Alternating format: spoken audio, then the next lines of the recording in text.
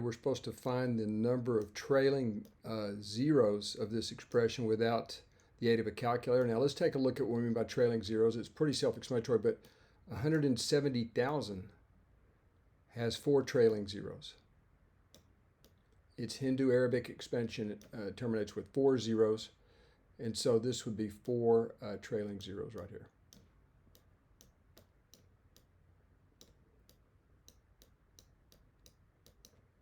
Okay, that's very manifest. We just wrote it down. You see 4 zeros at the end, so easy enough, right?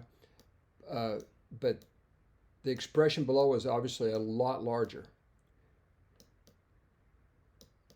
So how are we going to go about doing that? Well, first of all, it's the cube root of an expression, so we can do some fairly straightforward laws of exponents right here.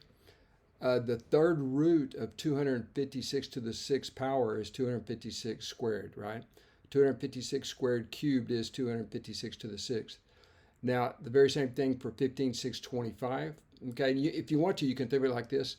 The cube root of anything can be thought of exponentially as that anything raised to the 1/3 power. So the third root of a, where a is any expression, is the same thing as a to the 1/3. Now this is a little too formal in my opinion, but you see what we did here, if you think of this being related to 1/3, well 1/3 of 6 is 2, and then 1/3 of 36 is 12, right?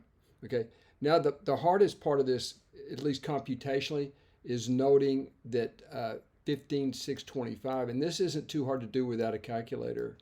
15,625, you know it's a power of 5, and you would expect it, you know it's not 5 cubed. Okay, so it turns out that this is 5 to the 6th power. Since anything raised, since 5 raised to any power always is going to terminate in 5, this computation is not too hard to do, but it is the most lengthy calculation as far as this problem goes. Okay, so that leads us to the next line right here. And we get to this very final stage of the problem where we know that 2 copies of 8 copies is 16 copies, and 12 copies of 6 copies is 6 times 12 or 72 copies. Okay, now what about trailing zeros? How in the world does this relate to trailing zeros? Well, flash of insight here, if you want to call it that, is 2 times 5 is equal to 10, right? And that's the only way you can get a trailing zero if you have factor pairs of 2 and 5. 2 times 5 is 10, and that equates to 1, or that's equivalent to 1 trailing zero. So it behooves us to write this in a form that will take advantage of that simple truth. So we can rewrite this as 2 to the 16th times 5 to the 17th, 5 to the 16th, parenthetically. All right. And you can see where this is going for sure. And then we have this humongous number 5 to the 16th left out here, right? Now 5 to the, let me erase that. That's 5 to the 56th, I believe. 5 raised to the 56th power, right? Okay, because 56 plus 16 is 72, right? But notice that this is equal to 10 raised to the 16th power,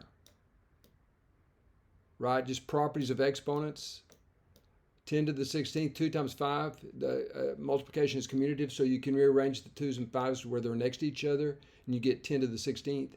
And that's all times 5 to the 56. Now, again, 5 to the 56, whatever that number is, it terminates in the digit 5.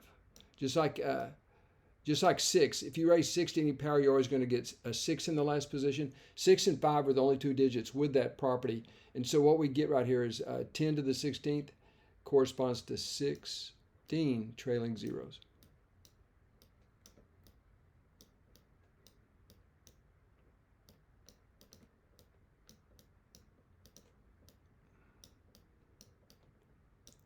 Trailing zeros. And that solves the problem, Paul. I think that probably the hardest part, and again, it's debatable, but having to know that 15,625 is 5 to the 6 was the key to this one. Okay, so in terms of doing computations without a calculator. Okay, thank you for viewing.